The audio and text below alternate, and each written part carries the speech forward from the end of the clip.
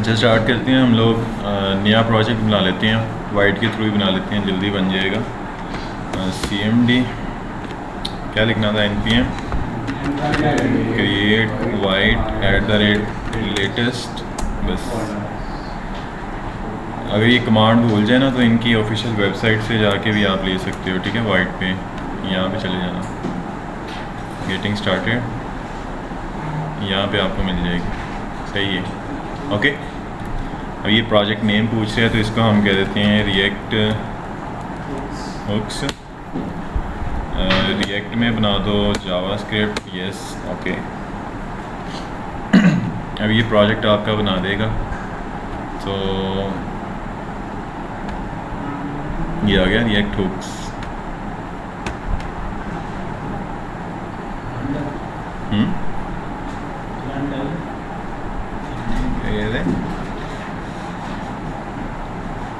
अच्छा ये क्या कर रहा है ये वैसे, इंस्टॉलिंग डिपेंडेंसीज, ये वो कंपाइलर्स इंस्टॉल कर रहा है, ठीक है।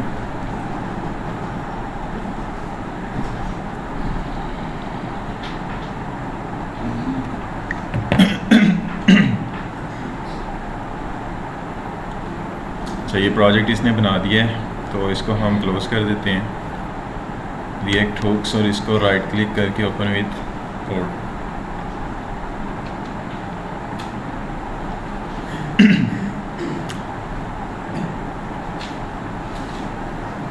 चलो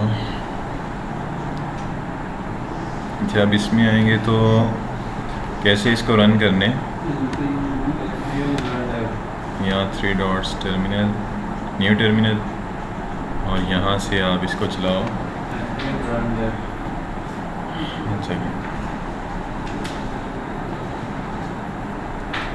चलो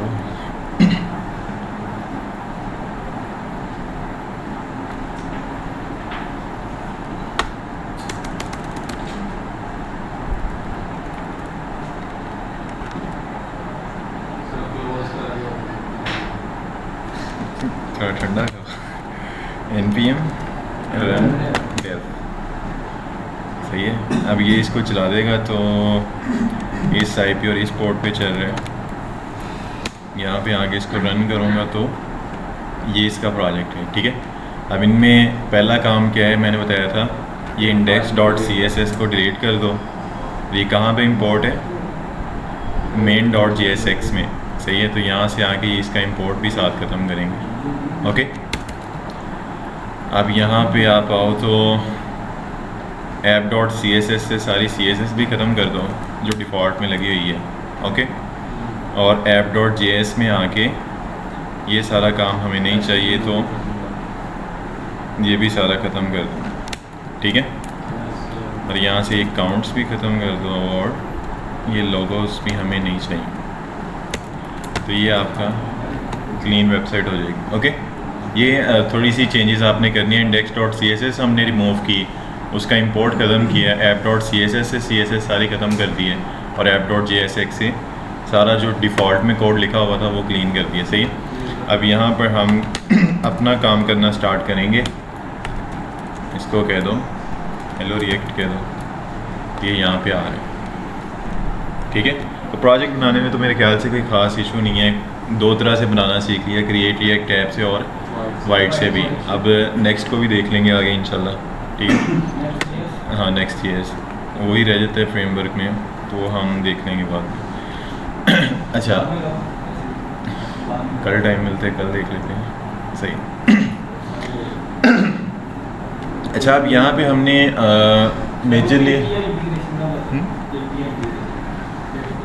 ठीक हो, हाँ कल कर देंगे, ओके।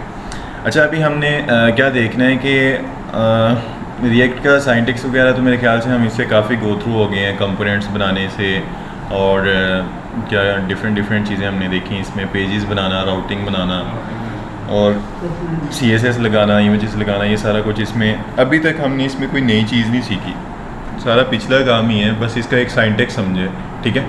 अब आज हम थोड़ा सा नेक्स्ट मूव करेंगे, और नेक्स्ट क्या है, हमने ना HTML में इवेंट्स पढ़े थे। क्या पढ़े थे? इवेंट्स क्या होते हैं, पता है किसी को? हाँ, जो हमें किसी भी एक्शन की इंफॉर्मेशन देते हैं, ठीक है, कि ये एक पर्टिकुलर एक्शन यूज़र ने परफॉर्म किया है, फिर उसके अगेंस्ट जो भी काम हमें करना होता है हम उसको बताते हैं। जैसे जस्ट लाइक हमने यहाँ पे बटन लगाते हैं, आ रहे नज़र सबको, इसको मैं कह देता हूँ क्लिक मी।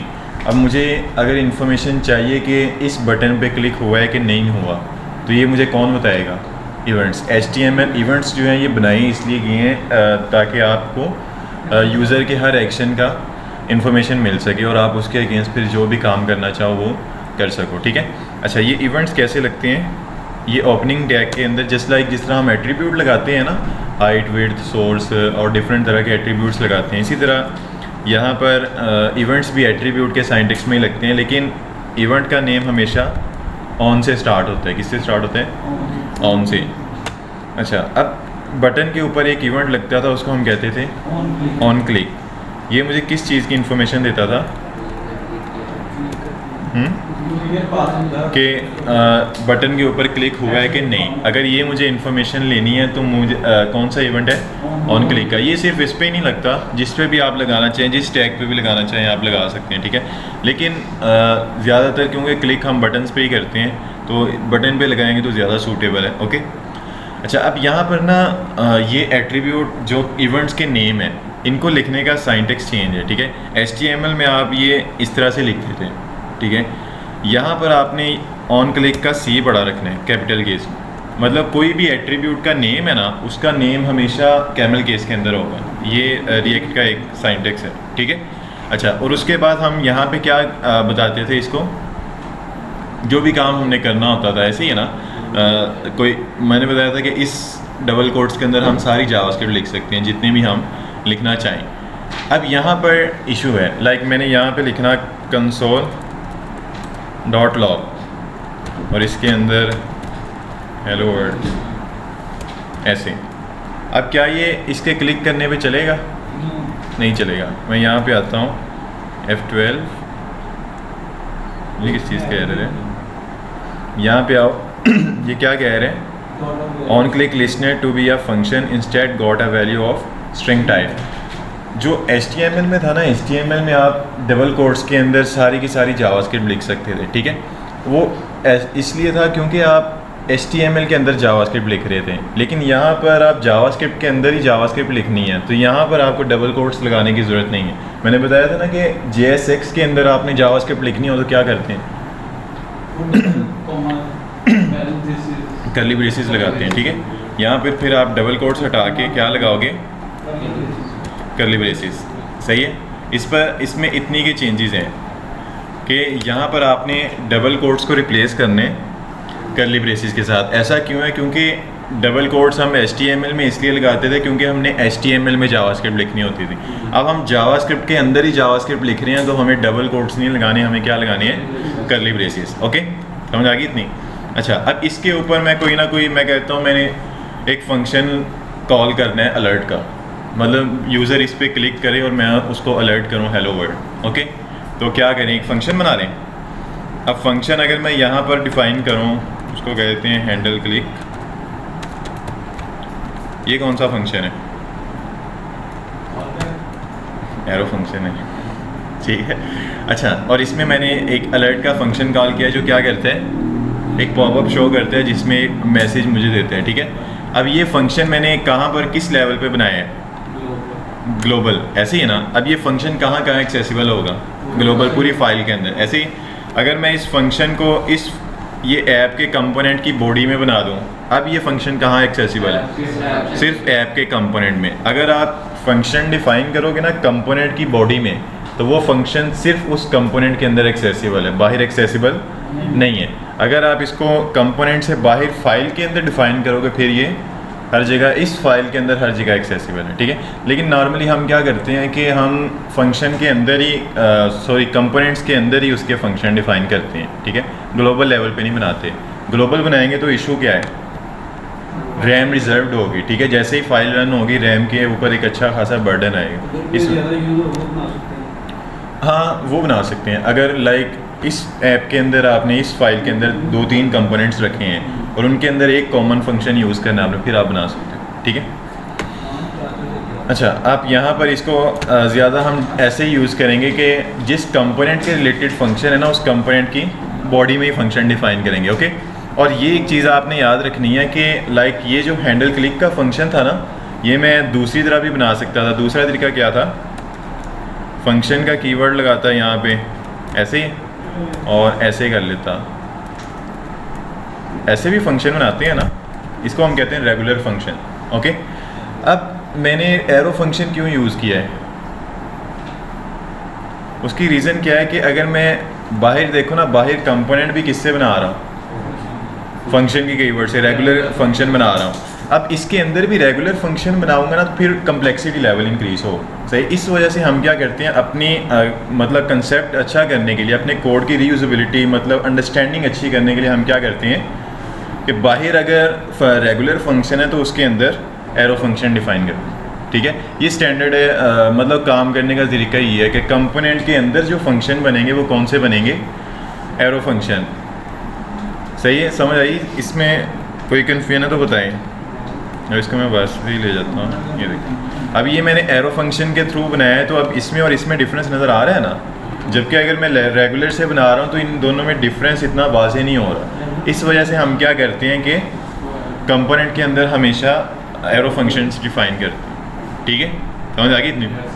अच्छा, अब इस फंक्शन को मैंने कॉल कब करने, बटन के क्लिक करने पे। अब यहाँ पर कैसे फंक्शन को कॉल करेंगे, फंक्शन का नेम और आगे पैरेंथेसिस, ऐसे ही कॉल करते हैं ना हम फंक्शन को, कॉल ऐसे ही करते हैं ना, फंक्शन नेम आगे पैरेंथेसिस। अब मैं यहाँ पे आता हूँ, यहाँ पर अभी मैं कंसोल लगा देता हूँ सिंपली समझाने के लिए। इसको रिफ़्रेश करो। अब यहाँ पे देखो क्या हो रहा है। अच्छा, यहाँ पर इस चीज़ से नहीं कंफ्यूज होना कि 2 बार कंसोल आ रहा है। ये मैंने आपको बताया था, ये 2 बार क्यों कंसोल आ रहा है, क्योंकि अभी हम ना इसका स्ट्रिक्ट मोड यूज़ कर रहे हैं। अगर आप main.js में आओ ना, ये स्ट्रिक्ट मोड में चल रहा है। ठीक है, अगर आप इसको हटा दोगे ना, फिर ये एक बार ही कंसोल हुआ करेगा। सही है, ये वैसे रिएक्ट में डेवलपमेंट के अंदर कंसोल लगाओ ना, एक बार कंसोल लगाओ तो वो 2 बार प्रिंट करता है उस चीज़ को। अगर आप एक बार ही करना चाहते हो, फिर यहाँ से आके वो स्ट्रिक्ट मोड हटा देना। ओके, स्ट्रिक्ट मोड में भी रहने दें तो कोई इशू वाली बात नहीं है, क्योंकि प्रोडक्शन में ये जाएगा ना, प्रोडक्शन में एक बार ही कंसोल होते हैं, चाहे आप स्ट्रिक्ट मोड यूज़ कर रहे हो। ठीक है, अच्छा, अब यहाँ पर कुछ होते हैं ना, वो मतलब ज़िद्दी होते हैं लोग, वो कहते हैं एक बार ही आना चाहिए, मुझे 2 नहीं चाहिए। फिर वो उनके लिए सोल्यूशन ये है कि आप स्ट्रिक्ट मोड हटा दें। ठीक है, अच्छा खैर यहाँ पर आओ। मैं जो चीज़ आपको दिखाना चाह रहा हूँ ना, वो क्या है कि ये फंक्शन कब कॉल होना था, जब बटन पे क्लिक होना था। लेकिन यहाँ पे क्या हो रहा है, मैंने बटन पे क्लिक किया नहीं किया, वो पहले कॉल ऐसे ही है ना। अब ये क्या है, ये मसला है कोई। ठीक है, मैं बटन पे क्लिक कर रहा हूँ तो कंसोल नहीं हो रहा, वो कंसोल ऑटोमेटिकली चल जाता है जब फाइल रन होती है। इसकी रीज़न क्या है पता है किसी को? इसमें क्या हो रहा है कि ये फंक्शन मैंने बनाया जावास्क्रिप्ट की फ़ाइल के अंदर। ठीक है, अब यहाँ करली ब्रेसिस के अंदर हम क्या लिखते हैं, जावास्क्रिप्ट, ऐसे ही है ना। अब जावास्क्रिप्ट के अंदर फंक्शन आप चलाओगे तो वो तो ऑटोमेटिकली चलेगा, ठीक, क्योंकि करली ब्रेसिस का मतलब क्या है कि इसके अंदर जावास्क्रिप्ट लिखी जा सकती है। सही है, तो जावास्क्रिप्ट लिखी जा सकती है, उसमें मैंने फंक्शन कॉल कर दिया तो वो ऑटोमेटिकली चल रहा है। जिस तरह जस्ट लाइक हम जावास्क्रिप्ट की फ़ाइल के अंदर फंक्शन बनाए, हम नीचे कॉल कर देते हैं ना कि वो खुद ही कॉल हो जाए जैसे ही फाइल रन हो, ये वैसे ही हो रहा है। यहाँ पर फ़र्क क्या आ रहा है कि मैं HTML के अंदर मैंने जावास्क्रिप्ट लिखनी हो, मैं करली ब्रेसिस लगाता हूँ ना, उन करली ब्रेसिस के अंदर जो भी जावास्क्रिप्ट लिखी होती है वो खुद ही चल जाती है। ऐसे ही यहाँ पर कुछ ऐसा ही काम हो रहा है। ये फंक्शन बनता है लाइन नंबर 5 पर, लाइन नंबर 11 के ऊपर जाके वो कंट्रोलर देखता है कि करली ब्रेसिस लिखी हैं, करली ब्रेसिस के अंदर जावास्क्रिप्ट आ सकती है, तो जावास्क्रिप्ट में फंक्शन कॉल है तो वो चला देता है, वो वेट नहीं करता क्लिक होने पर। ठीक है, क्योंकि करली ब्रेसिस के अंदर जावास्क्रिप्ट एग्जीक्यूट होनी है। ओके, तो इसलिए ये यहाँ पर वेट नहीं कर रहा क्लिक करने का, वो ऑटोमेटिकली कॉल कर देता है जैसे ही फाइल रन होती है। सही है, समझ आ गई कि नहीं आपको इसकी? अब इसका फिर सोल्यूशन क्या निकालें? रिएक्ट कहती है कि अगर आपने लाइक इतना तो क्लियर है ना आपको कि करली ब्रेसिस के अंदर जो भी जावास्क्रिप्ट लिखेंगे वो फाइल चलने पे एग्जीक्यूट हो जाएगी। सही है, जैसे ये फ़ाइल चलेगी वो बटन के क्लिक करने का इंतज़ार नहीं करेगी, वो बस ये देखेगा कि कर्ली ब्रेसेस लगी हैं, इसमें फंक्शन कॉल है तो इसको चला दो। अब अगर मैं ये चाहता हूँ ना कि मुझे इस फंक्शन को चलाने ऑन क्लिक के ऊपर, जब क्लिक हो तब इसको चलाने, तो वो कहते हैं आपने इसके साथ पैरेंथेसिस नहीं लगानी। ठीक है, रिएक्ट हमसे कहती है कि अगर कोई फंक्शन आपने किसी इवेंट के हैपन होने पे चलाना है ना, तो उसको कॉल करते वक्त पैरेंथेसिस नहीं लगानी। अब अगर मैं यहाँ पर आऊँ ना, रिफ़्रेश करो, अब मैं क्लिक करूँगा तो कंसोल होगा, क्लिक नहीं करूँगा तो कंसोल नहीं होगा। सही है, समझ आ गई कि नहीं? पहले कॉल क्यों हो रहा था बताओ ना, पहले ये ऑटोमेटिकली कॉल क्यों हो रहा था? क्योंकि कर्ली ब्रेसेस थी ना, कर्ली ब्रेसेस में जावास्क्रिप्ट लिख सकते हैं जो फाइल के रन होने पे चलती है, तो इस वजह से वो वेट नहीं कर रहा था क्लिक होने का। अगर आपने उसको क्लिक करने पे चलाना है तो सिंपली क्या करने, पैरेंथेसिस नहीं लगानी। ठीक है, फिर ये हमेशा क्लिक होने पे ही चलेगा, अदरवाइज नहीं चलेगा। सही है, इतनी समझ आ गई आपको? नेक्स्ट चलें। अच्छा, अब आपके माइंड में होगा कि पैरेंथेसिस लगाने का एक मकसद होता है हमारा, वो क्या होता है? हम उसको पैरामीटर्स पास करते हैं, ऐसे ही है ना। पैरेंथेसिस हम इसलिए लगाते हैं क्योंकि हमने फंक्शन को पैरामीटर्स पास करने होते हैं। अब यहाँ पर रिएक्ट मुझसे कह रही है कि पैरेंथेसिस नहीं लगानी, तो मैं फिर पैरामीटर्स कैसे पास करूँ? ऐसे ही है ना। अब इसके लिए वो क्या, लाइक अगर मैं इसको पैरेंथेसिस लगा देता हूँ, पैरामीटर पास कर देता हूँ, 10 पास कर दूँ, और वो यहाँ पे आके मैं रिसीव भी कर लेता हूँ और उसको यहाँ पे कंसोल कर देता हूँ। ठीक है, अब यहाँ पे क्या होगा, वो ऑटोमेटिकली चल पड़ेगा। क्यों? क्योंकि कर्ली ब्रेसेस में है ना, फंक्शन कॉल हो रहा है तो उसने उसको फाइल के रन होने पे ही चला देना है। अब इसका हमें कोई सलूशन देखना है कि जब हमारी मजबूरी है कि हमने पैरेंथेसिस लगानी है क्योंकि पैरामीटर पास करनी है, फिर क्या करें? इसके लिए जावास्क्रिप्ट हमें कहती है कि अगर आपने फंक्शन को पैरामीटर्स पास करने हैं ना, फिर आप इस फंक्शन को ऐसे नहीं कॉल करोगे, फिर आप क्या करोगे, यहाँ पर एक और फंक्शन डिफाइन करोगे। कर्ली ब्रेसेस में जावास्क्रिप्ट लिख सकते हैं ना सारी, तो यहाँ पर आप वो कहते हैं एक और फंक्शन डिफाइन करोगे। सही है, फंक्शन ऐसे ही बनाते हैं ना, ये फंक्शन की डिक्लेरेशन है और ये फंक्शन की बॉडी है। अब इसके अंदर मैं क्या कर सकता हूँ, उस फंक्शन को कॉल कर सकता हूँ। सही। अब मुझे बताओ, मैंने फंक्शन जब पढ़ाया था मैंने बताया था एक फंक्शन एक पैसिव एलिमेंट होता है जो कभी भी खुद नहीं चलता, ऐसे ही। अब यहाँ पर ऑन क्लिक पर मैं क्या बना रहा हूँ, एक फंक्शन बना रहा हूँ, ऐसे ही ना, फंक्शन डिक्लेयर कर रहा हूँ। अब फंक्शन की बाय डिफ़ॉल्ट लॉजिक है वो खुद ब खुद नहीं चलता। सही है, तो ये क्या करेगा, ये इस फंक्शन को कभी भी खुद नहीं चलने देगा, ये इसको रोक के रखेगा। जो बाहर वाला फंक्शन है ना, जब तक वो नहीं चलेगा तब तक अंदर वाला नहीं चलेगा। सही है, समझ आ गई कि नहीं? सिंपल याद रखो, जब आपने पैरामीटर्स पास करने हैं ना, तो हमें उसको नॉर्मल एग्जीक्यूशन से रोकने हैं। नॉर्मल एग्जीक्यूशन में वो ऑटोमेटिकली रन हो जाएगा। उससे रोकने के लिए वो उसने क्या कहा है, आपने क्या करना है, एक और फंक्शन डिफाइन कर देना है। ठीक है, क्योंकि फंक्शन की डेफिनेशन है वो ऑटोमेटिकली नहीं चलता, तो ये वाला जो बाहर वाला फंक्शन होगा ये उसको रोक के रखेगा कि अभी नहीं चलना। सही है, समझ आ गया? ये कब चलेगा, जब इस इवेंट पे क्लिक होगा, जब ये इवेंट हैपन होगा तब ये वाला फंक्शन चलेगा, बाहर वाला। अब बाहर वाला चलेगा तो उसके अंदर जो भी मैंने लिखा होगा वो ऑटोमेटिकली कॉल हो जाएगा। सही है, समझ आ गई कि नहीं? इसको हम प्लेयर भी कहते हैं जावास्क्रिप्ट के अंदर। ठीक है, कि फंक्शन के अंदर फंक्शन आ रहा है ना, बाहर वाले को कॉल करने हैं, उससे अंदर वाला कॉल हो रहा है, तो इसको हम ये सेम मैच करते हैं क्लियर के साथ। ठीक है, उसको हम आगे देखेंगे, लेकिन इतना समझ आ गया आपको? Clear, clear, CLOSUR। ठीक है। अच्छा, इतना समझ आ गया आपको कि अगर पैरामीटर्स पास करने हैं तो आपने क्या करना है, एक और फंक्शन डिफाइन करना है। अगर पैरामीटर्स पास नहीं करने फिर सिंपली क्या करना है, पैरेंथेसिस रिमूव कर दें। अब हम यहाँ पे आते हैं, रिफ्रेश करो, अब क्लिक करो। अच्छा, इस पर रिटर्न नहीं लगाया। अच्छा, समटाइम्स क्या होता है, आप ना ये भी चीज़ बहुत देखोगे कि ना लोग एरो फंक्शन डिफाइन करेंगे, वो कर्ली ब्रेसेस नहीं साथ लगाएंगे। लाइक ऐसे ही उसकी बॉडी लिख देंगे, ठीक है। जब करली ब्रेसेस आप नहीं ना लगाते तो वो ऑटोमेटिकली रिटर्न कर देते हैं, मतलब किसी भी फंक्शन एरो फंक्शन की करली ब्रेसेस ना लगाओ तो वो क्या करते हैं, ऑटोमेटिकली वो चीज़ रिटर्न कर देता है। जैसे ये मैंने फंक्शन कॉल किया है ना, तो इसका जो भी जवाब होगा ये ऑटो रिटर्न हो जाए, सही। जबकि अगर मैं करली ब्रेसेस लगाऊंगा ना, फिर मुझे यहाँ पर साथ में क्या करने, रिटर्न भी लगाना है, सही है, फिर काम होगा। लेकिन अगर आपने रिटर्न नहीं लगाना है, फिर क्या करो, ये करली ब्रेसेस ना लगाओ, सही है, और डायरेक्टली इसकी बॉडी में जो भी लिखना है वो डिफाइन कर दो,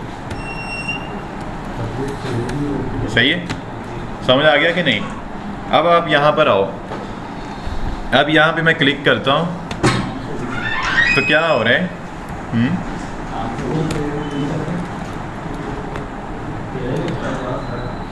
अब क्लिक करो तो यहाँ पे देखो कंसोल भी हो रहा है और पैरामीटर पास हो रहा है कि नहीं हो रहा। 10 मैंने यहाँ से पास किया, वो उस फंक्शन ने रिसीव करके कंसोल में साथ शो कर दिया, ठीक है। तो अब मैं इसको पैरामीटर पास कर सकता हूँ, ओके। दो तरीके हैं, अगर आपने पैरामीटर पास नहीं करना फिर क्या करने, फिर जस्ट नेम दे देना, ठीक है। फिर इसको कॉल ये ऑन क्लिक ऑटोमेटिकली कर दे, ओके। यहाँ पर आओ, ये देखो, सही है। ये इसको हटा दो साथ। जब आपने पैरामीटर पास नहीं करना तो फिर क्या करना है, सिंपली फंक्शन का नेम दे देना है। लेकिन अगर इसको पैरामीटर पास करना है फिर क्या करेंगे, फिर यहाँ पर कॉल करते वक्त आपने पैरेंथेसिस लगानी है, उसमें पैरामीटर भी पास करने, लेकिन इससे पहले क्या करना है, फंक्शन डिफाइन कर देना है, सही है। और इसकी लॉजिक मैंने बताई है कि फंक्शन बाय डिफ़ॉल्ट खुद नहीं ना चलता, तो ये जो बाहर वाला फंक्शन होगा ना, ये इसको रोक के रखेगा, ठीक है। जब तक ये कॉल नहीं होगा तो ये भी कॉल नहीं होगा। ये कॉल कब होगा, जब इस बटन पे क्लिक हो, सही है। समझ आ गई इसकी कि नहीं? चलिए नेक्स्ट। तो अब हमारा काम ओके, इतना क्लियर है आपको कि JSX में फंक्शन कैसे कॉल करने, बताओ कौन बताएगा? अजीब, अगर JSX में फंक्शन कॉल करना हो तो कैसे करेंगे? लेकिन अगर हमें कुछ डाटा पास करना है तो उसके लिए एक और फंक्शन है उसके अंदर उसको डाटा पास करना है। हाँ, यहाँ पर ऑन क्लिक इवेंट की करली ब्रेसेस में फिर एक और फंक्शन बनाएंगे और फिर उसके अंदर वो वाला फंक्शन कॉल करेंगे, सही है। इन केस अगर आपने पैरामीटर्स पास करने हैं साथ, ठीक है। अच्छा, ये तो एक ये इवेंट हमने पहले भी पढ़ा था HTML में। अब हमारे पास एक इनपुट है, लेट्स सपोज, चलो एक तो जब ये चलता नहीं है ना, इनपुट का टैग ये क्यों लग रहा है इसका, यहाँ पे एक इनपुट का टैग लगा लो और उसमें मैंने लिख दिया सिंपल टाइप डिफाइन किया और प्लेस होल्डर, तो ये इनपुट आ रही है, ठीक है। अब इस इनपुट की वैल्यू मुझे गेट करनी है, यूज़र इसमें जो भी टाइप कर रहे हैं मुझे वो चाहिए, तो इस पर भी क्या लगाएंगे, इवेंट लगाएंगे कोई ना कोई, ठीक है। वो डॉक्यूमेंट डॉट गेट एलिमेंट यहाँ नहीं करेंगे आप, सही है, वो नहीं करेंगे यहाँ पे, क्योंकि यहाँ पे तो जावास्क्रिप्ट के अंदर ही लिख रहे हैं हम, सही है। उसके लिए मैं आपको बताता हूँ,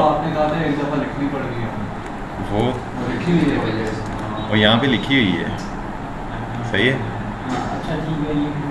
यहाँ पर हम document dot gate element by ID नहीं लगाएंगे कभी भी, सही है। यहाँ पर अगर आपको इनपुट की वैल्यू चाहिए ना, तो इसका भी एक इवेंट है, उसको हम कहते हैं ऑन चेंज। क्या कहते हैं? On change. ये एक ऐसा इवेंट है जो आपको इनपुट के रिलेटेड सारी इन्फॉर्मेशन देता है कि इनपुट के अंदर क्या टाइप हो रहा है, उसकी टाइप क्या है, उसका प्लेस होल्डर क्या है, उसकी सारी इन्फॉर्मेशन आपको देता है, ठीक है। समझ आ गई कि नहीं? ऑन चेंज का इवेंट क्या करते हैं,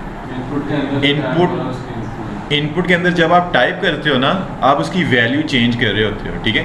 तो ये ऑन चेंज का जो इवेंट है ना, ये जब जब इनपुट के अंदर टाइप हो रहा होगा ना, वैल्यू चेंज हो रही होगी, तब तब ये कॉल होगा, सही है। समझ आ गई आपको इसकी? अच्छा, अब इस पे भी हम कोई फंक्शन बना लेते हैं, जैसे हैंडल चेंज बना लो, सही। और उसके अंदर मैं क्या करता हूँ अभी के लिए कंसोल लगा देता हूँ इनपुट चेंज। सही है। अब इस फंक्शन को मैंने यहाँ पे चलाना है तो क्या कैसे करेंगे कॉल? सिंपली नेम पास कर देंगे। ठीक है। अब आप यहाँ पर आओ, अब इस इनपुट में मैं कुछ लिखता हूँ तो क्या हो रहा है, जैसे जैसे मैं टाइप करूँगा वैसे वैसे वो वाला फंक्शन कॉल होगा जो मैंने उसकी ऑन चेंज की करली ब्रेसिस में पास किया है ना फंक्शन। ये कब कॉल होगा? जब इनपुट की वैल्यू चेंज होगी। जैसे इसके अंदर a मैंने लिखा, उसकी वैल्यू चेंज हुई है तो उसने उस फंक्शन को चलाया, फिर मैंने b लिखा, फिर दोबारा चलाया। जब जब इसकी वैल्यू चेंज होगी तब तब ये उसको बार बार चलाएगा। ठीक है। ऑन चेंज का इवेंट। सही है। ये ऑन चेंज का इवेंट HTML में नहीं होता, इस वजह से वहाँ पर हमें फिर document dot gate element by ID करना पड़ता है। सही है। लेकिन रिएक्ट के अंदर इनपुट पे ऑन चेंज का इवेंट लगता है। सही है। समझ आ गई कि नहीं? अच्छा, अब एक चीज़ आपने अंडरस्टैंड करनी है कि मुझे इस इनपुट के अंदर जो टाइप हो रहा है ना, मुझे उससे गर्ज है, मुझे वो चाहिए। सही है। इस इनपुट के अंदर जो भी लिखा जा रहा है ना, मुझे वो चाहिए। तो उसको कैसे हम गेट करेंगे, ये चीज़ अंडरस्टैंड करनी। ओके। अच्छा, अब यहाँ पर ना लेट्स सपोज मैंने इसको पैरामीटर पास करना है तो इसके आगे क्या लगाएंगे? पैरेंथेसिस। फिर एक और भी काम करने हैं, यहाँ पर फंक्शन डिफाइन करेंगे, ऐसे ऐसे ही है ना। अब ये ऑन चेंज का जो इवेंट होता है ना, ऑन चेंज का इवेंट, ये इसकी करली ब्रेसिस में पास किए जाने वाले फंक्शन को ना एक पैरामीटर पास करता है इवेंट का। क्या पास करते हैं? इवेंट। ठीक है। उसको मैं आगे पास कर देता हूँ हैंडल चेंज में। ठीक है। और यहाँ पर आके मैं उसको रिसीव कर लेता हूँ और यहाँ पर आके सिंपली उस इवेंट को कंसोल कर लेता हूँ। सही है। अब मैं यहाँ पे आता हूँ, एक मिनट, अभी हम सिंपल देखते हैं कि ये जो ई है ना, ई, इसमें मुझे ये क्या क्या चीज़ें दे रहा है, इसको अंडरस्टैंड करते हैं। मैंने बताया कि ऑन चेंज के अंदर जब आप एक फंक्शन पास करोगे ना, ये है तो कॉल बैक फंक्शन ही। ठीक है। ऑन चेंज के अंदर पास किए जाने वाले फंक्शन के पहले पैरामीटर में ऑन चेंज ऑटोमेटिकली एक पैरामीटर पास कर देते हैं। अब उसको आप किसी भी नेम से रिसीव कर लो। मैंने ई लिखा है क्योंकि ये इवेंट पास करते हैं, इसलिए मैंने ई लिखा है। आप कुछ भी आप अपना नेम लिख दो, कोई वाली बात नहीं। सही है। उसका काम है पहले पैरामीटर में डाटा पास करना। उसको आप जिस मर्जी नेम से रिसीव कर लो, ये फ़र्क इससे नहीं पड़ता। ठीक है। अच्छा, अब मैं जो आपको दिखाना चाह रहा हूँ, मैंने यहाँ पर चेंज किया, इनपुट की वैल्यू चेंज की तो हैंडल चेंज कॉल हुआ और वो इवेंट मैंने हैंडल चेंज को पास किया, उस फंक्शन में रिसीव करके कंसोल कर लिया। अब ये इवेंट में मुझे क्या क्या आ रहा है? उस इनपुट के रिलेटेड सारी इन्फॉर्मेशन। सही है। लाइक उसके ये टारगेट वगैरह बता रहा है, टाइम स्टैम्प्स, टाइप। यहाँ पर एक और भी होगा, टारगेट के अंदर आओ। कहाँ पे? ये कुछ इसके अपने रिलेटेड इन्फॉर्मेशन है। लाइक ये सारी तो मेरे काम की नहीं है, ये कुछ उसकी अपनी कन्फिगरेशंस वगैरह हैं।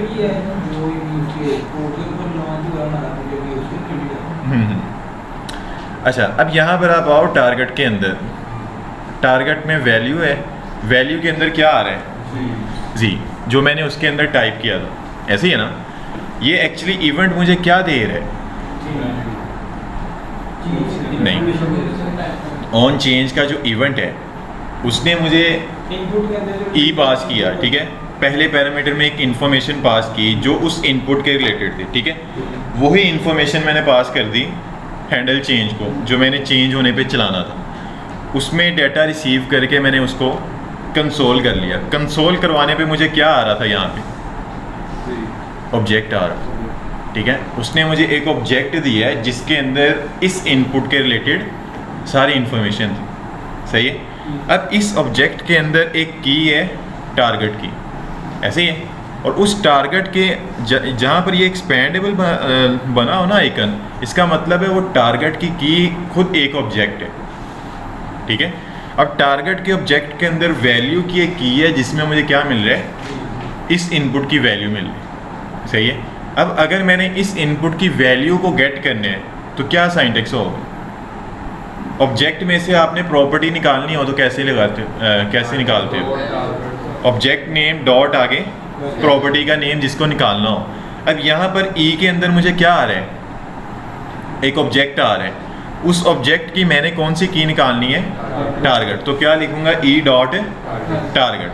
फिर उस टारगेट के अंदर क्या है, एक ऑब्जेक्ट है, ये एक्सपेंडेबल लगा है ना आइकन साथ, तो इसका मतलब क्या है, टारगेट खुद एक ऑब्जेक्ट है। अब उस ऑब्जेक्ट की मुझे कौन सी चाहिए, वैल्यू। तो मेरा पास क्या हो जाएगा, E dot target dot value. तो अब यहाँ पर मैं आता हूँ और यहाँ पे लिखता हूँ E dot target dot value. तो यहाँ पर मुझे क्या आ जाएगा, फिर जो भी मैं उसके अंदर लिखूँगा। सही है, ये इनपुट चेंज मैंने साथ लिखा ना, इस वजह से आ रहा है, इसको मैं ख़त्म कर देता हूँ। अब E dot target dot value में मुझे जब भी जो भी इसके अंदर टाइप हो रहा होगा वो रिटर्न होगा। जैसे जुहेब लिखो इसके अंदर, तो आ रहा है कि नहीं आ रहा है, हर बार चेंज होने पे चलना है ना।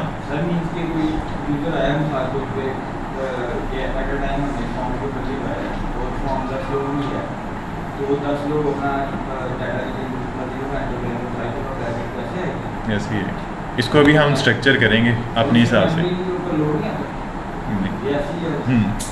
ये जो ऑन चेंज का इवेंट है ना, ये मैंने बताया ये चलना कब है, जब इनपुट की वैल्यू चेंज होनी। जब भी इनपुट के अंदर कोई नई चीज़ टाइप करेंगे ना, जैसे मैंने जी लिखा, फिर मैंने यू लिखा, मैंने इनपुट की वैल्यू चेंज की, फिर मैंने एच लिखा, फिर चेंज हुई, फिर ए लिखा, फिर चेंज हुई।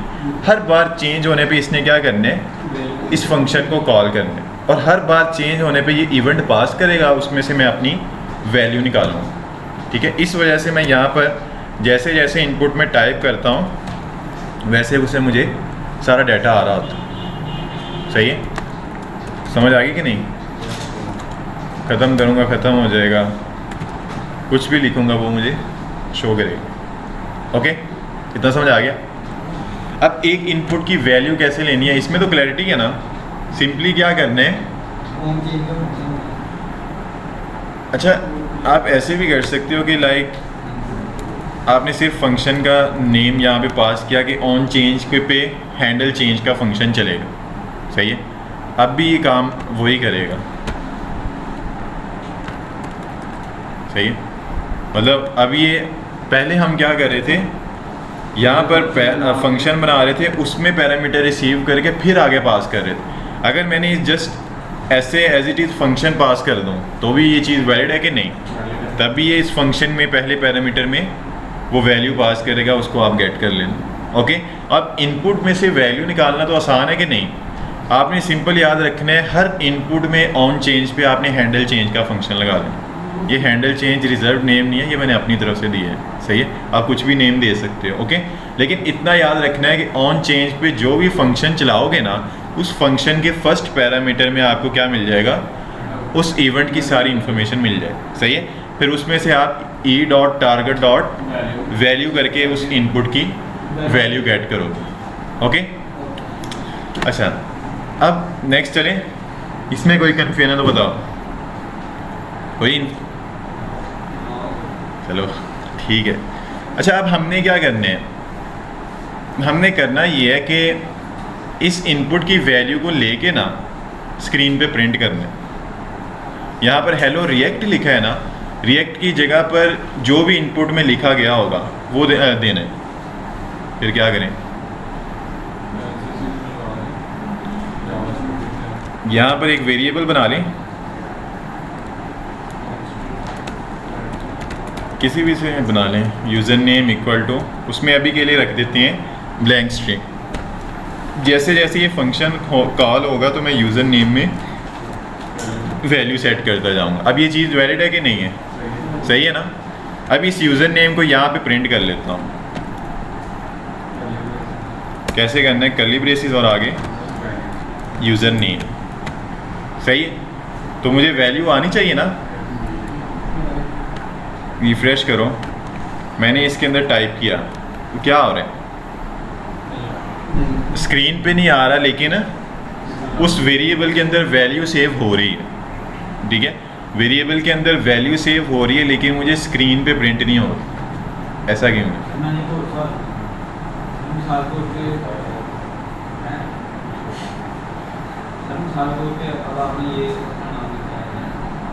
आपने चेंज करना है, फिर इसको भेज करेंगे, न्यू एंटर करेंगे, न्यू ये सारा बैकएंड हो जाता है। हाँ इसी तरह चलता रहेगा। नहीं नहीं, चेंज करूँगा यहाँ से भी चेंज हो जाएगा, जो इसमें टाइप हो रहा होगा ना। हाँ तो वो भी आएगा, क्या करेंगे, एक एक करके टैक्स एक एक कर लो। जिस तरह आप चेंज करोगे ना उस तरह से इसमें वैल्यू स्टोर होनी है, ठीक है। इसमें जुहेब किया, अब इसमें जुहेब स्टोर है, कम करूँगा ZUHA सेव हो जाए। जो जो चेंज करोगे ना वैल्यू वो सेव होनी, जो इनपुट के अंदर होगा ना करंट वो उसके अंदर सेव होना है। जैसे अभी इसके अंदर करंट किया है ZUHA, तो ये इसमें सेव, हाँ हर बार चेंज होने पे नई वैल्यू सेव करें। अच्छा खैर हम कहाँ पे थे कि इस इनपुट की वैल्यू चेंज हो रही है, उसको मैंने यूज़र नेम के अंदर सेव भी कर लिया और उस यूज़र नेम को मैंने यहाँ पे प्रिंट किया, लेकिन मुझे वैल्यू शो नहीं हो रही। मैं इवन के इस यूज़र नेम के अंदर बाय डिफ़ॉल्ट रख देता हूँ जुहेब, सही है। अब होगा क्या, ये फ़ाइल चलेगी तो रैम में एक बॉक्स क्रिएट होगा यूज़र नेम से और उसके अंदर वैल्यू क्या चले जाएगी, जुहेब। होना क्या चाहिए कि लाइन नंबर 11 पे ये फंक्शन चलेगा, सही है, सॉरी लाइन नंबर 19 पे। तो इस फंक्शन में जो भी वैल्यू आ रही है वो रैम के उस बॉक्स में अपडेट होकर मुझे यहाँ पे नज़र आनी चाहिए, ऐसे ही है ना।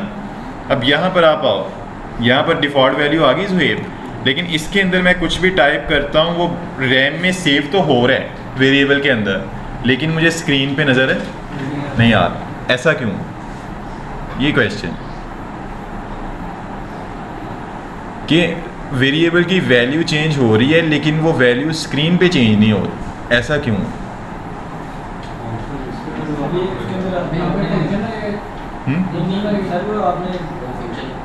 नहीं फंक्शन नहीं,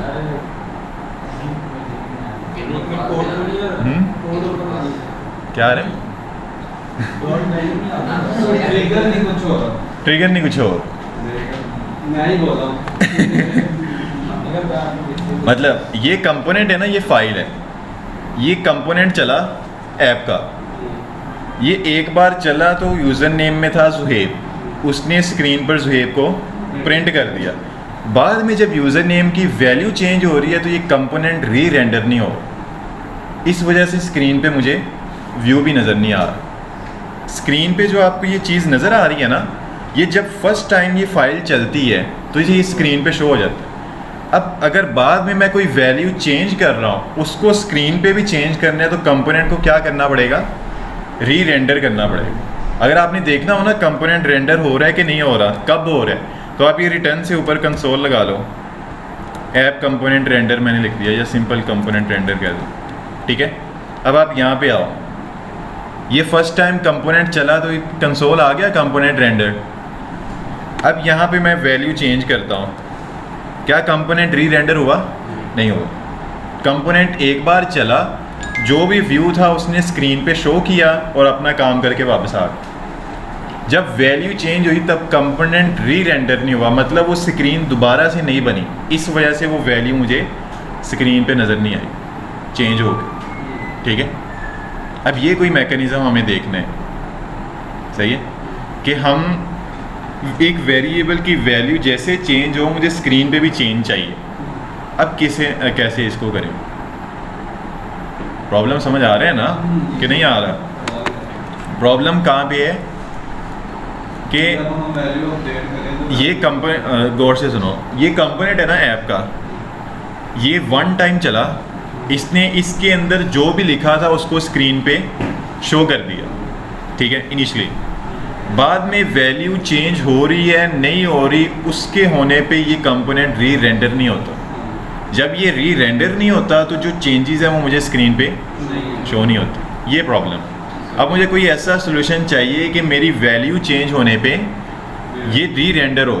जब ये री रेंडर होगा तो जो चेंजेस होगी उनको पिक करेगा और उनको स्क्रीन पे शो करेगा, सही है।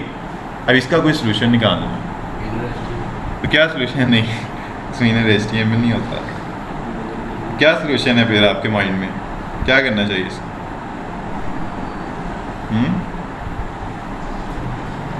सर कुछ ऐसी चीज़ करनी चाहिए ताकि वो दोबारा उसी लाइन पे जाए, फिर फंक्शन को नहीं, अब ये चीज़ करने के लिए ना देखो, ये वेरिएबल है ना, इसमें वैल्यू चेंज होके सेव हो रही है, लेकिन बैकएंड पर फ्रंट एंड पे वो वैल्यू नज़र नहीं आ रहा, ऐसे ही है ना। अब यहाँ पर रिएक्ट कहती है अगर आपने रन टाइम पे वैल्यू शो करनी है ना स्क्रीन पे, तो आप ये लोकल वेरिएबल नहीं बनाओ, मतलब ये VAR, लेट और कौन से जो वेरिएबल बनाते हो ये आम वेरिएबल्स हैं, आपने ये आम वेरिएबल नहीं बनाना, आपने एक पावरफुल वेरिएबल बनाना है जिसके अंदर ये पावर होगी कि वो जैसे जैसे वेरिएबल की वैल्यू चेंज होगी वो स्क्रीन पे भी चेंजेस शो करेगा, ठीक है। ये वाला वेरिएबल बनाना है, ओके। इस वेरिएबल को हम कहते हैं यूज स्टेट। क्या कहते हैं? Use state, state variable, state का वेरिएबल, ठीक है। समझ आ गई कि नहीं? अब इसको लगाने का, इसको बनाने का सिंटैक्स चेंज है, इस पर फोकस करना। इसको मैं हटा देता हूँ अभी के लिए, कमेंट कर। यहाँ पे आओ, लोकल वेरिएबल हम कैसे बनाते हैं? VAR variable name equal to उसकी वैल्यू, ऐसे ही है ना। अगर आपने कहाँ पे गलती है यार? नेम ही है, क्या हो गया? चलो स्टैंडर्ड। अच्छा खैर, ये इस तरह से आप वेरिएबल बनाओगे तो ये लोकल वेरिएबल्स हैं, ठीक है, जिनके अंदर वैल्यू चेंज होने पे स्क्रीन पे चेंज नज़र नहीं आएगा। अगर आपने स्क्रीन पे रन टाइम पे चेंजेस शो करनी है तो एक पावरफुल वेरिएबल बनाना है, उसको हम कहते हैं स्टेट का वेरिएबल। उसको बनाने का सिंटैक्स क्या है? पहले कीवर्ड आप वैसे ही लगाओगे, VAR लिख लो, कॉन्स्ट लिख लो, जो भी आपने लिखना है, लेट लिख लो, कॉन्स्ट, वार, तीन कीवर्ड्स पड़े थे ना वेरिएबल बनाने के, जो सा मर्जी कीवर्ड लगा दें, ओके। इसके बाद आपने क्या करना है? लगानी है ये स्क्वायर ब्रैकेट्स। क्या लगानी है? Square brackets. इस स्क्वायर ब्रैकेट्स के अंदर, अब ये स्क्वायर ब्रैकेट्स किसको रिप्रेजेंट करती है? एरे को, ऐसे ही है ना। अब इस एरे के पहले इंडेक्स पे आपने इस वेरिएबल का नेम देना, जैसे मैं इसको कहता हूँ यूज़र नेम, ठीक है। इस एरे के पहले पैरामीटर में क्या होगा? इस पावरफुल वेरिएबल का नेम। जिस तरह आप ये लोकल वेरिएबल को नेम देते हो ना VAR के बाद, बस फ़र्क इतना है कि इसमें आपने पहले स्क्वायर ब्रैकेट्स लगानी है, फिर उसके अंदर नेम देना है पहले इंडेक्स में। दूसरे इंडेक्स पे आप क्या करोगे? इस वेरिएबल की वैल्यू को चेंज करने के लिए एक फंक्शन डिफाइन करो जिसका नेम हमेशा सेट से स्टार्ट होगा, और ये स्टैंडर्ड है हमारा कि हम सेट लिखते हैं, उसके बाद जो वेरिएबल का नेम होता है ना उसी को ही लिख देते हैं, सेट यूज़र नेम। ये जो है पहले इंडेक्स पे जो आपने डिफाइन किया है ये वेरिएबल का नेम है। ये जो सेकंड इंडेक्स पे सेट यूज़र नेम है ना, ये उस वेरिएबल की वैल्यू को चेंज करने के लिए फंक्शन है, सही है? समझ आ गई? फिर आपने यहाँ पर है किसका? नहीं, ये कैमल केस में ही रहेंगे, उससे पहले सेट भी तो आ रहा है ना, उसका एस छोटा है, कर लेगा। अच्छा, यहाँ पे नेक्स्ट देखो, नेक्स्ट आपने लगानी है, ओहो, इक्वल टू का साइन। क्या करेगा? इतना समझ आ गया ना आपको?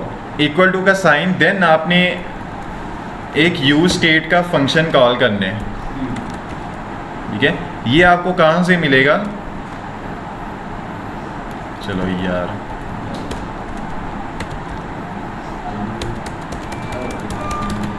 अच्छा, ये यूज स्टेट का वेरिएबल आपने, सॉरी, यूज स्टेट का वैल्यू आप, सॉरी, फंक्शन कॉल करने हैं। और जिस तरह हम ये वेरिएबल मैंने बनाया था ना, इसके अंदर डिफ़ॉल्ट वैल्यू रखी थी, जैसे जुहेब इसमें डिफ़ॉल्ट रखा था।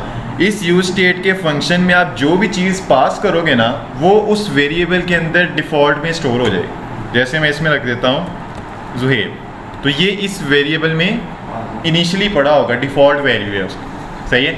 अब ये यूज स्टेट का फंक्शन आपको कहाँ से मिलेगा? रिएक्ट से, ठीक है। आप रिएक्ट से यूज स्टेट को इंपोर्ट करो, ओके, समझ आ गया? ये इसकी डिक्लेरेशन है, इस वेरिएबल को डिफाइन करने का ये सिंटैक्स है। पहले रिवाइज करेंगे सारे। पहले क्या करने, कोई ना कोई कीवर्ड लगाना है जो आप वेरिएबल को डिफाइन करने के लिए लगाते हो, सही है। उसके बाद क्या लगाना है? Square brackets. उस स्क्वायर ब्रैकेट्स के पहले इंडेक्स पे क्या होगा? वेरिएबल का नेम, सही है, और सेकंड इंडेक्स पे सेट करेंगे उस वेरिएबल की वैल्यू को चेंज करने के लिए एक फंक्शन होगा, सही है। बस फंक्शन का नेम लिखना है, इसको कॉल हम कर लेंगे, ठीक है। ये स्टैंडर्ड हमेशा बरकरार रखना है। जो सेकंड इंडेक्स पे नेम आप डिफाइन कर रहे हो ना फंक्शन का, उसका नेम स्टार्ट सेट से होना चाहिए, और सेट के बाद जो नेम है वो यही वाला होना चाहिए। ये स्टैंडर्ड है मार्केट का, सही है, समझ आ गई। उसके बाद आपने क्या करना है, इक्वल टू का साइन और इक्वल टू के राइट साइड पे यूज स्टेट का फंक्शन, जो आपको कहाँ से मिलेगा, रिएक्ट से। और यूज स्टेट के फंक्शन के अंदर जो भी वैल्यू आप रखोगे वो उस वेरिएबल के अंदर स्टोर हो जाएगी, इनिशियली डिफ़ॉल्ट वैल्यू, सही है, समझ आ गई। अब मैं यहाँ पे क्या करता हूँ, अच्छा ये दोनों के नेम सेम है, इसको हम कर लेते हैं, इसको सिंपल नेम कर लेते हैं, ठीक है। ये यूज़र नेम जो है ये पावरफुल वेरिएबल का नेम है, जो सिंपल नेम है ये लोकल वेरिएबल का नेम। हम यहाँ पे लोकल वेरिएबल को भी प्रिंट कर लेते हैं, उसका नेम क्या था, नेम, और दूसरा मैं यहाँ पर जो स्टेट का वेरिएबल है उसको प्रिंट कर लेता हूँ, सही। यहाँ पर आओ, अभी तक दोनों में कोई डिफरेंस है, कंपोनेंट रेंडर हुआ, दोनों की इनिशियल वैल्यू शो हो रही है, ऐसे ही है ना। अब मैंने क्या बात की थी कि इनपुट के अंदर जो भी टाइप होगा मैं उसको वेरिएबल के अंदर सेट करूंगा। अब लोकल वेरिएबल होगा तो उसकी वैल्यू अपडेट करने के लिए क्या करते हैं, वेरिएबल का नेम इक्वल टू उसके बाद जो नई वैल्यू आपने उसको देनी है वो। लेकिन अगर स्टेट के वेरिएबल की वैल्यू अपडेट करनी है तो क्या करना है, ये जो सेकंड पैरामीटर में फंक्शन का नेम है इसको कॉल करेंगे। यहाँ पर आप करोगे सेट यूज़र नेम और उसके अंदर जो भी वैल्यू आपने अपडेट करनी है उसका नेम, क्या किया इसमें, ऐसे, समझ आ गई कि नहीं। अगर स्टेट के वेरिएबल की वैल्यू चेंज करनी है तो ये जो सेकंड पैरामीटर सेकंड इंडेक्स पे फंक्शन है ना, इसको कॉल करना है और इसमें वो वाली वैल्यू पास करनी है, सही है। अब आप आओ यहाँ पे, रिफ्रेश करो, कंपोनेंट रेंडर हुआ इनिशियली। अब यहाँ पर आप इसमें चेंज करो हमजा, स्टेट का वेरिएबल चेंज हो रहे हैं ना, चलिए कॉन्स्ट है, इसको मैं बना लेता हूँ ER से बना, सही। कंपोनेंट रेंडर हुआ इनिशियली, उनकी डिफ़ॉल्ट वैल्यूज शो हुई। अब यहाँ पे मैंने चेंज किया हमजा, स्टेट का वेरिएबल चेंज कर रहे हैं ना उसे रन टाइम पे, लेकिन लोकल वेरिएबल है नहीं कर। ये दोनों में फ़र्क है। और एक और चीज़ देखो, जैसे जैसे इनपुट की वैल्यू चेंज होती है कंपोनेंट क्या हो रहा है, दोबारा रेंडर हो रहा है, री रेंडर हो रहा है। तो ये यूज स्टेट क्या करते हैं, ये कंपोनेंट को री रेंडर करते हैं, जिसकी वजह से आपको चेंजेस व्यू में नज़र आ रही होती हैं रन टाइम के ऊपर, सही है, समझ आ गई कि नहीं। इसमें कोई कन्फ्यूजन है तो बताएं, जल्दी समझ आ गई आप लोग कि नहीं। अच्छा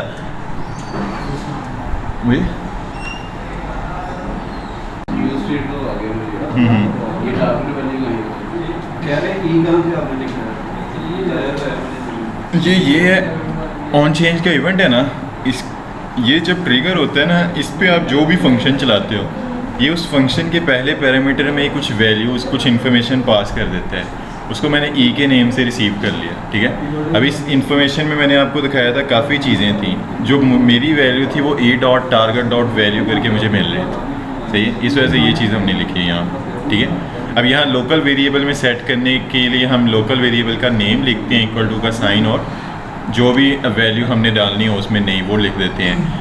लेकिन स्टेट के वेरिएबल में अगर चेंजेस करनी हो तो हम क्या करते हैं, जो सेकंड पैरामीटर में फंक्शन का नेम लिखा होता है ना, उस नेम से फंक्शन को कॉल करके नई वैल्यू सेट करते हैं। ये फ़र्क है दोनों, सही है। पक्की बात है, यूज स्टेट सबको क्लियर है, सोच लो, मेरा बुखार आज ओपन है पक्की बात है वो, चलें अच्छा आपकी फरमाइश पे सब कह रहे हैं ओके है, चलो ठीक है। अब हम क्या करेंगे, एक बनाएंगे, बेसिक पे चलते हैं। एक काउंटर ऐप बनानी है, जिस तरह हमारी तस्बीह होती है ना, वो अक्सर तस्बीह होती है ना, वो प्लस पे करने पे एक का इंक्रीमेंट हो रहा होता है और माइनस करने में डिक्रीमेंट हो रहा होता है। इसी तरह हमने क्या करना है, दो बटन होंगे, एक प्लस का एक माइनस का, और सेंटर में काउंट शो हो रहा होगा। सही है। प्लस करने पे 0 1 2 3 4 5, माइनस करने पे बैकवर्ड आएगा। सही है। और एक रीसेट का बटन होगा जिस पे क्लिक करने पे 0 हो जाए। अब ये कैसे करेंगे, बोलो। आप लोगों ने करवाना है, मैं तो पहली बार रिएक्ट कर रहा हूँ। चलो शाबाश। पहले तो बटन लगाएंगे, ये देखो ये बोल रहा है, एक माइनस का बटन होगा और एक प्लस का, और सेंटर में क्या होगा, स्पैन में कर लें, सेंटर में आ रहा होगा काउंट। सही है। उसमें मैं रख देता हूँ 0। यहाँ पर आओ तो क्या हुए, या सही है। प्लस करने पे क्या करना है, इसमें ऐड करते जाना है, माइनस करने पे डिक्रीमेंट करते जाना है। अब क्या करेंगे, ऑन क्लिक लगा लो। नहीं, ऑन क्लिक ही लगेगा। ऑन चेंज सिर्फ इनपुट पे, ऑन क्लिक लगा दिया। अब बताओ आगे। आगे क्या करेंगे? नहीं, पहले तो बताओ ये एरर कहाँ पे आ रहे हैं। अच्छा, उसको ब्लैंक छोड़े ना। अब बताओ मुझे, प्लस करने पे जो UI में 0 आ रहा है ना, उस UI को चेंज करना है।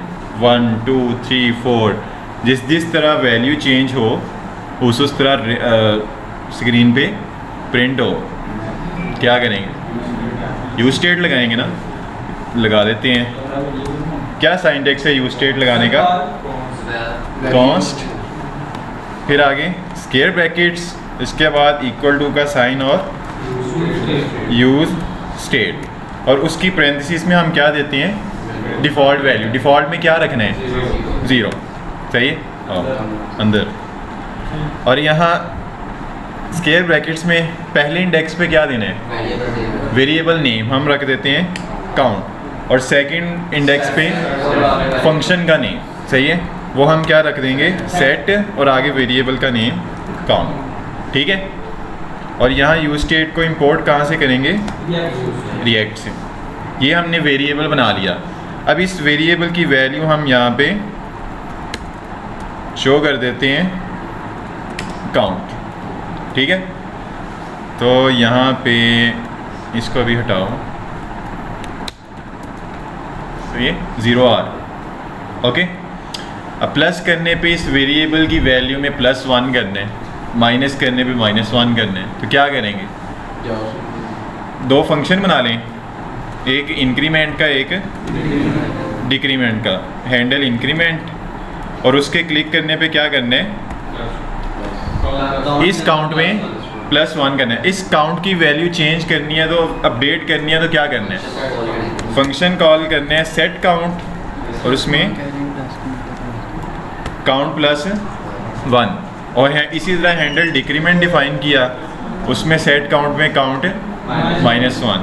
अब यहाँ माइनस पे डिक्रीमेंट चला देंगे और प्लस पे इंक्रीमेंट चला देंगे। पैरेंथेसिस लगाने की ज़रूरत है नहीं है, ठीक है, क्योंकि पैरामीटर कोई नहीं पास करना। ठीक है, नहीं हो रहा, क्यों नहीं हो रहा, हो रहा है, सही है। इसको करो ना फिर अपडेट। अच्छा सही है, रीसेट वाला भी कर लेते। पहले एक और है, माइनस करने पे माइनस हो रहा है, ये 0 से भी नीचे जा रहा है। फिर मैं कहता हूँ 0 से नीचे ना जाए, एंड 0 तक जाए बस डिक्रीमेंट में। फिर कंडीशन लगा देंगे, अगर काउंट इक्वल है 0 के तो कुछ भी रिटर्न ना करो, ब्लैंक रिटर्न कर दो। सही है, ऐसे ओके, रिटर्न 0 कर दो। अब आप आओ यहाँ पर, प्लस में करोगे प्लस होगा, माइनस में करोगे माइनस होगा, और एंड 0 तक ही जाएगा, इससे नीचे नहीं जाएगा। ठीक है, अब रह गया रीसेट का बटन, तो वो भी लगा लो यहाँ पे। चलो।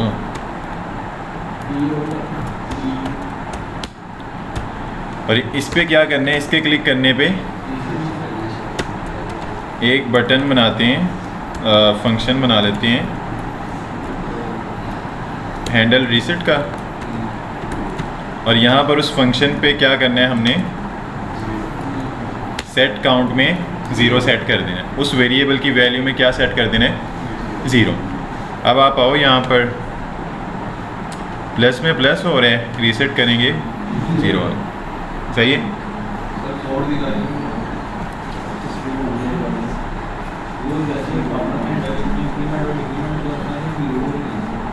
सिंपल एक वेरिएबल बनाया है, उसका नेम रखा है, और एक उसका फंक्शन जो उस वेरिएबल की वैल्यू को अपडेट करेगा। अगर ये लोकल वेरिएबल होता तो इसकी वैल्यू कैसे अपडेट होनी थी, वेरिएबल का नेम इक्वल टू और आगे नई वैल्यू, ऐसे ही है ना। लोकल वेरिएबल को ऐसे अपडेट करते हैं ना।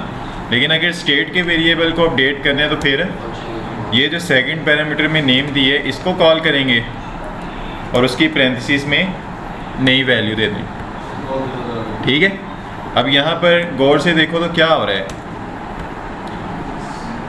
एक इंक्रीमेंट का बटन है प्लस का, उस पर कौन सा फंक्शन चल रहा है, हैंडल इंक्रीमेंट। उसके कॉल होने पे क्या हो रहा है, सेट काउंट में हम ये काउंट की वैल्यू में +1 कर रहे हैं। काउंट मतलब उसमें पुरानी जो वैल्यू पड़ी है 0 पड़ा होगा तो उसमें +1 कर दे, ठीक है, समझ आ गई। इसी तरह हैंडल डिक्रीमेंट पे क्या कॉल करने पे क्या हो रहा है, सेट काउंट में हम -1 कर देते हैं, काउंट में से -1 कर दे जाते हैं, ठीक है। और अगर काउंट बराबर है 0 के तो 0 रिटर्न कर देते हैं वापस, ठीक है, कि इससे नीचे नहीं जाना, ओके। और हैंडल रीसेट पे हमने 0 करना है वैल्यू को, तो हमने सेट काउंट में 0 कर। इसमें कोई कन्फ्यूजन, कोई मसला मसाइल। जब भी रन टाइम पे चेंजेस लानी है ना UI के ऊपर, तो एक ही आपके माइंड में आइडिया आना चाहिए, यूज स्टेट चाहिए। ये रिएक्ट का हुक है, बिल्ट इन हुक, सही है, जो बनाए इसलिए गया है। अगर कौन बताएगा कि ये हुक कौन सा काम करे, कौन सा एक ऐसा मेजर काम कर रहा है कि मुझे रन टाइम पे चेंजेस नज़र आ रही हैं, ये क्या है ऐसी ड्यूटी परफॉर्म कर रहे हैं।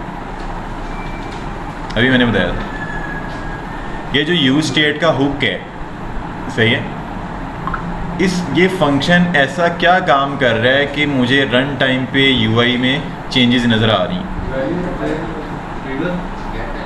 नहीं, कंपोनेंट री रेंडर कर रहे हैं, सही है।